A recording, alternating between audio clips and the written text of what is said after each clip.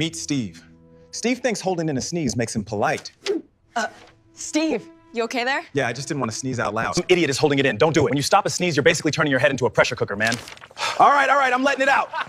Bro, don't hold that sneeze in. You're pressurizing your whole upper respiratory system like a shaken up soda can. I thought stopping it was safer. Man, that pressure's trapped inside your head like a shaken soda bottle. No way. Seriously, Yeah. just let it out.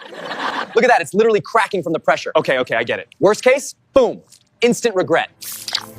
Man, your head's under more pressure than this engine. All right. All